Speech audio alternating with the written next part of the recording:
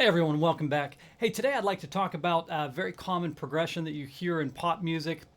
It's one of the spicy alternative ones, but a common one that you hear that's both out of the jazz idiom, gospel idiom, and pop idiom.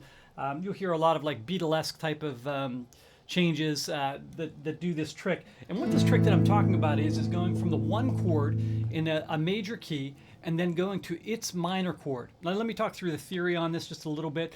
In a normal key, you would have major, minor, minor, major, major, minor, and diminished. So the 1, 4, and 5 would all be major chords. That's why they call them major. They're the most important popular chords.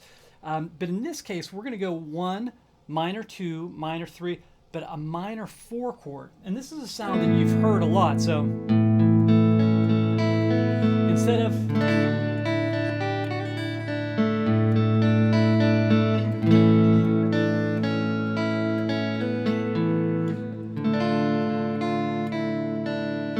so what I have there is a lowered sixth out of the key of A. It should be an F sharp note in the key of A, but instead I'm going to play an F natural note. Let's say I put it in the key of C. I would have a C major chord, and instead of the F major chord, I would do C major to F minor.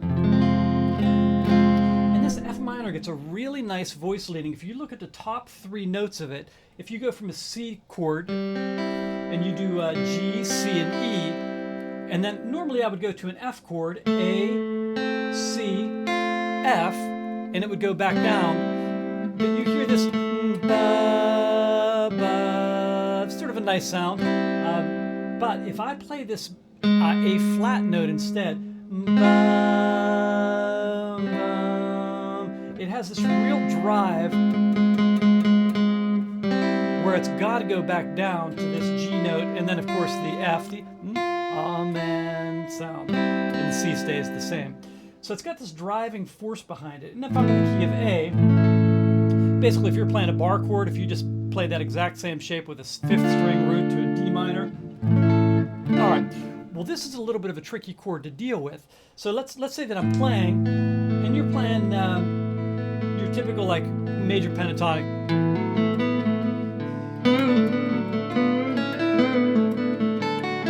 You can hear all those notes are really wrong and they just don't sound right. So the question is, how do you deal with that chord?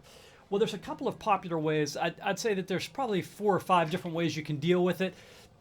But there's a couple things that are really like key important ones. Now, the first one that I'm going to talk about is the easiest and it's the best one. This is the one that you hear people use lots and lots of times.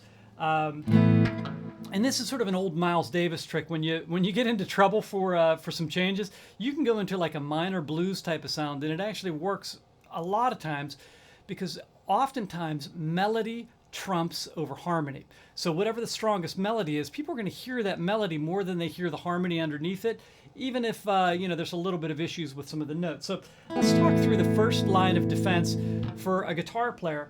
Your first line of defense is almost always your pentatonics. That's where you want to go to first. That's the easiest place to play. That's where you know some of your most common riffs and stuff like that. You can make the strongest melodies.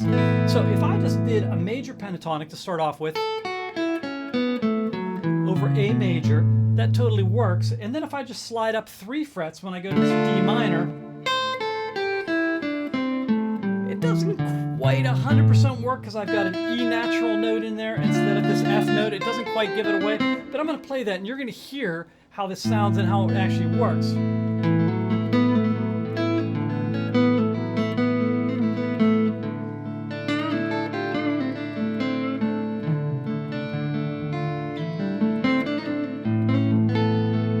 So you hear how it just like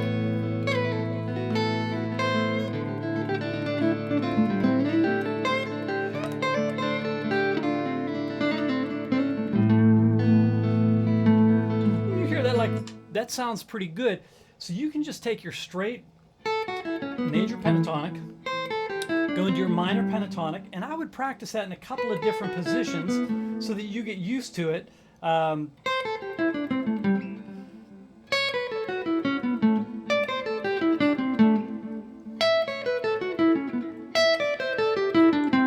I'll just go through a couple different positions on this.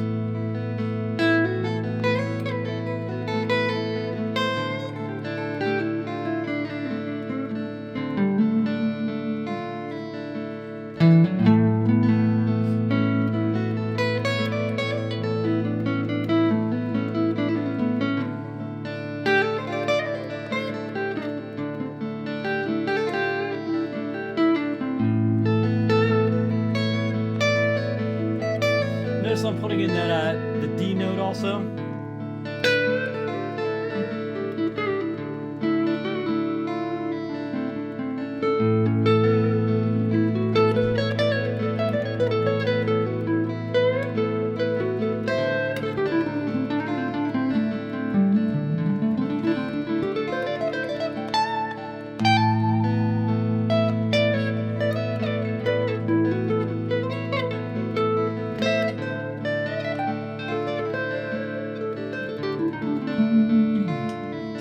So all of your like normal pentatonic-y type of stuff will work over that, and you hear it sounds really nice. You know, it's an easy way to get through that.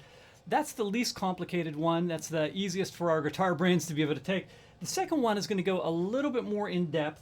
So I'm going to start off. I'll play all my major stuff. Incidentally, I don't love playing a major scale over that one chord because I don't love that note all the time unless somebody's giving me a chord that has that G note, G sharp note in it. I'm not always going to play that. I play more the hexatonic, which is, and even this F sharp note, a lot of times I'll avoid that F sharp note, but the G sharp note for sure I'm avoiding. Okay, the next step is to go to the closest possible key. Now this one, I'm gonna explain some theory on this. This is an important thing. So if I stayed with my natural minor or natural major keys, one of the things when you go to an oddball chord within a key is you want to stay the closest number of sharps or flats possible. So you want to go to the nearest key that you can. Okay, so let me explain what I mean by that. I'm in the key of A. I've got F sharp, C sharp, G sharp, and D sharp, 4 sharps. Okay, now I'm going to D minor. That D minor, now hold on tight because I'm going to go fast through this, but write it down if you need to write it down so you can actually see this and figure it out. But if I go to a D minor chord, a minor chord can be in positions 2, 3, or 6. If I'm in 2, I'm in the key of C. No sharps, no flats. That's 4 keys away. That's 4 sharps away. If I do a 3 chord, I'm in the key of B flat, and E flat. That's 6 accidentals away. So that's further away. So you know that that one doesn't work. If I have this as my 6th chord, I've got this as the 6th chord then from the key of F, which has 1 flat. So I'm 5 flats away. So our closest key is not the 6 flats away or the 5 flats away, but the 4 accidentals away. So I'm going to go into the key of C. C, no sharps, no flats. Okay, so if I play the key of C here,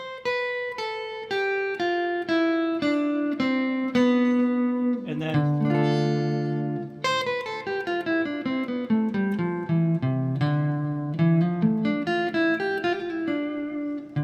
okay, so that's my C natural, and it's also the relative the natural to that A minor. Okay, so it does have some like really direct link. So I'm going to play this.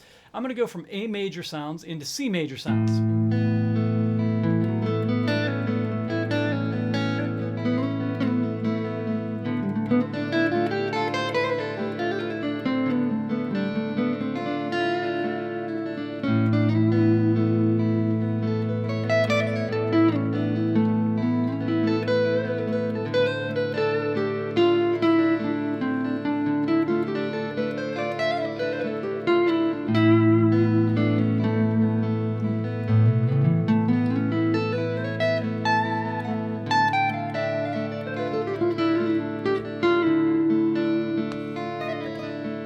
Sorry, wrong position. So anyhow, you hear how that works. It's a very nice sound over it. Okay, now I'm going to play one last one.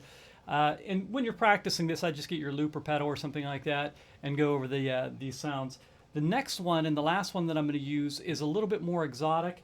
This one, though, is a lot closer to the key that I'm in. I'm not going to go to all the ins and outs of why this works, but if I would do a D melodic minor. So melodic minor is the same as the major key, except for the third is lowered by a half step. So if I'm here in D major, F sharp and C sharp, which by the way is the next door neighbor to the key of A, and I lower my third, D, E, F natural, C sharp. So I've got the B note and the C sharp note out of the key of A. but I've got my F natural and my G natural. So I've got the minor third in this key and then the fourth, but in the key of A, it's the flat 6 and it's the flat 7, okay? I know that's a lot of information fast. You can write it down if you want to hear it. But check this out. Check out the sound.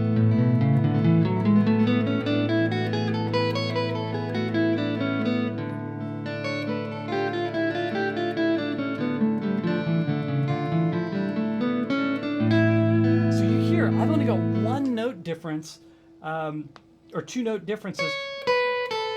Those notes are the same as in A or as in D minor, but this is where my change happens. Instead of... So listen to this.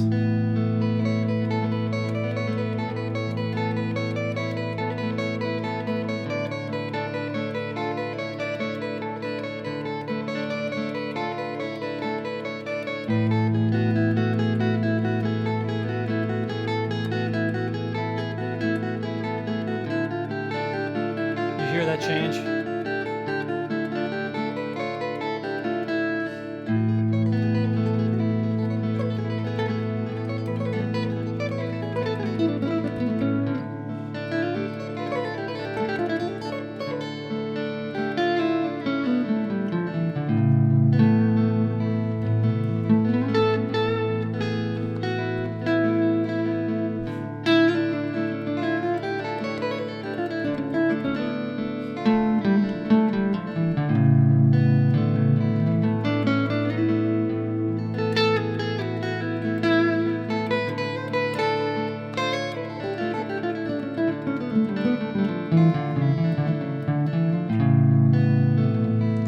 So that's the melodic minor, D melodic minor. So anyhow, out of those three, I would basically just mix and match those. And as I'm playing my way through changes, those would be three of the sounds that I would use. They're determined a little bit about the rest of the context and how the song sounds. If it's a little bit jazzier, the melodic minor works great. If it's a really straight like pop rock thing, probably your minor pentatonic and your minor scale, your A minor scale would work perfectly. So it's really up to you and your ears on it. You can also always use just straight arpeggio type of sounds. That wasn't a straight arpeggio, but on this one, you can go straight to the arpeggio types of sounds, and that should work great for you. So practice this with a loop pedal. I'd practice it maybe 4 bars each and then 2 bars each, maybe even 1 bar each, just to see how this works. It gets complicated the shorter time you spend on these to be able to hit them, but just loop your sounds and see if you can work over top of these. So hopefully that helped you. God bless until next time.